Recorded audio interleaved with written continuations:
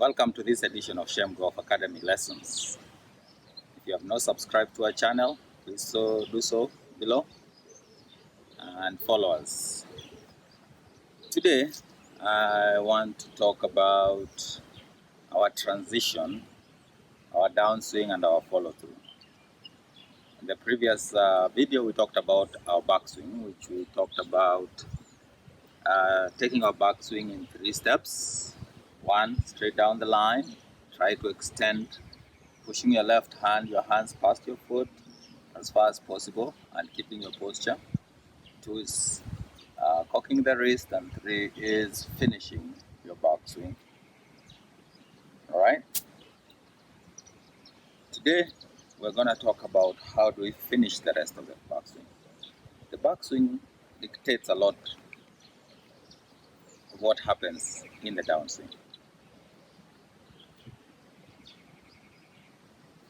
The biggest problem that most people have is rushing their downswing. There are actually 2 problems.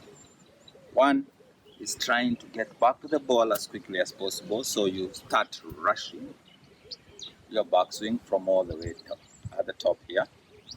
And the second problem, which causes a lot of slicing, left-right shots for right-handed players, is casting and throwing your club in front. So you start by trying to get to the ball by throwing your club in front. Those 2 things we want to address today. The smoother your stroke and your swing, the more likely you are to get it at the center of the club. That's just a fact. Alright? So, what do we need to do on our transition? We call the movement where you're changing from going back to start coming down, the transition. What do we need to do in our transition? What do we need to do at the impact area? And what do we need to do post-impact to make sure that we have a solid swing? I always tell people, if golf was for the strong and it was about power, we'd have a lot more rugby players playing this game at a very high level. But golf is not about that. Golf is about transfer of energy. You know how you interact with the ground, how you move your legs, how you coil your core. So we're going to focus on that. So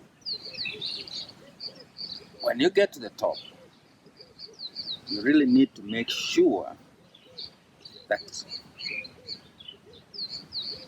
you slowly start coming back. Alright? As a matter of fact, you want to feel like when you're at the top, there's a little pause. Alright? So you get to the top, you feel like there's a little pause before you start coming. The first part of your body to move is your hips. Alright? So if you look at the top players, you'll find that when they swing, their hips start moving even before the club sets. So you'll feel like they start moving and their club actually gets behind them. But really, they are still trying to finish their swing, but their hips start moving. So I want you to exercise and try to feel like when you get to the top, there is a pause. And then you start coming down. Don't rush. Feel like you're trying to hit that ball at 1 out of 10 of your strength. Alright? That will give you a smooth transition.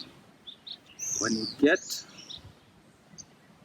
to the middle here, your hips are already turned, right? As you see, when I'm back here, hips already turned. Now, I can release everything. Everything is set to be released to the left side. So what do you want to feel here at the impact zone?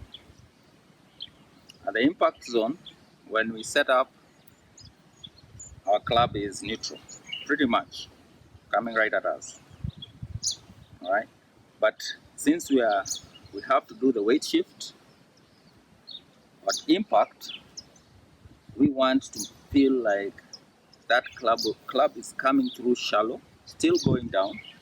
As you can see, my hands are now very much in front of the ball. So the hands are very much in front of where the ball is supposed to be. If I put this flower here to mark the ball, the hands should be very much in front because your hips have turned and your weight is here. But the club is square. And you need to feel like you're hitting down on the ball and going through. So to get that feeling properly is you need to feel like you want to throw the club towards your target. A lot of people focus on the ball right here and all their energy is expended right at the ball. I've talked about acceleration through the ball in every shot, from putting to chipping to every shot you have. So usually the fastest speed you should be at should be in front of the ball. This is where you should feel the fastest speed. And you want to feel like you're throwing that club towards your target. So you have to continue with power through the ball. So let us recap what we learned today. At the top, you want to feel like there's a pulse. Alright? And then you have to smoothly bring down the club. Avoid the temptation to cast or throw the club forward. You want to bring it down. So if you see my elbow here, it's away from my body. You want to just bring it down, straight down. Okay? So bring that club straight down, keeping it in line with your foot here. Don't try to be in front, because then you would have to come from the ball from the outside in. You want to attack this ball from the inside out. Alright? So top, feel like there's a pose out there. Drop your hands as you turn your hip simultaneously. And from here, your hands are really tight to your body. They can only turn as your body turns. Alright? So slow, pose. I want to feel like there's a pose out there.